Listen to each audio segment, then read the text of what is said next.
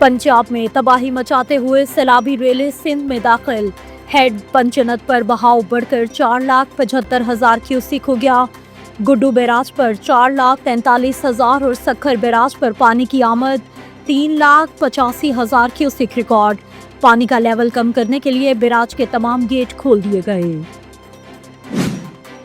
कराची में भी सैलाब आ गया। बारिश और थड्डू डैम भरने के बाद मलीर और लियारी की नदियां और नाले भी भर गए। पानी रिहायशी इलाकों में दाखिल। जामगोट मलीर में शाहराह भुट्टो सैलाब में बह गई। मलीर नदी के दरमियान तामीर होने वाली शाहराह भुट्टो को भी पानी काट कर दूसरी जानिब निकल गया।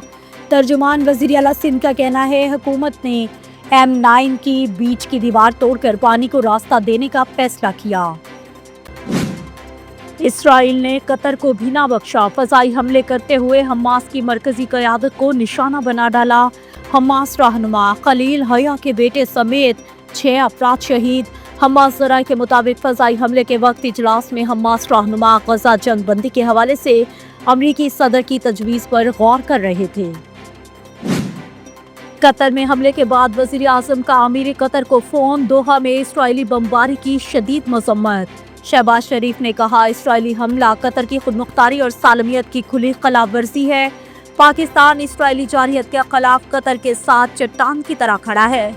दोनों रहनुमाओं का राब्ते में रहने और खत्ते के अमन के लिए ताउन जारी रखने पर इत्तफाक।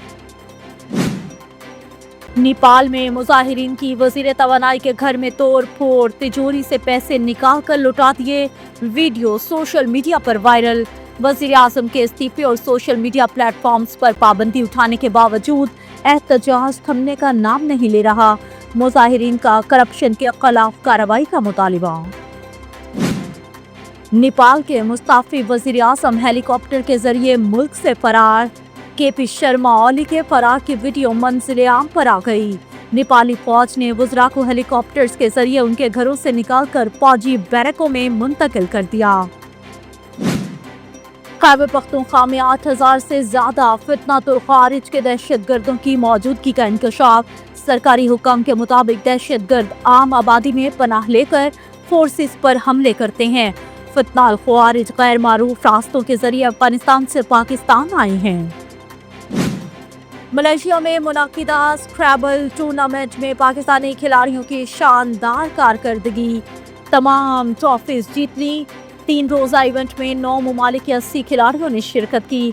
पहली पोजीशन हशाम हादी खान, दूसरी अहमद सलमान और तीसरी पोजीशन अफान सलमान ने हासिल की।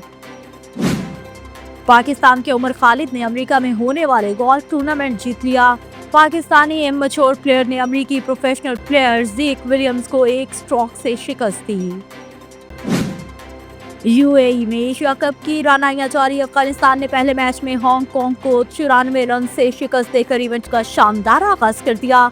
अफगानिस्तान ने पहले खेलते हुए मद्दे मुकाबिल टीम को 189 रन का हदफ दिया। हदफ के ताक़ुब में हांगकांग की टीम 9 विकेटों के नुकसान पर 94 रन पर ढेर हो गई। हांगकांग के 9 खिलाड़ी डबल फिगर में भी दाखिल न हो सके।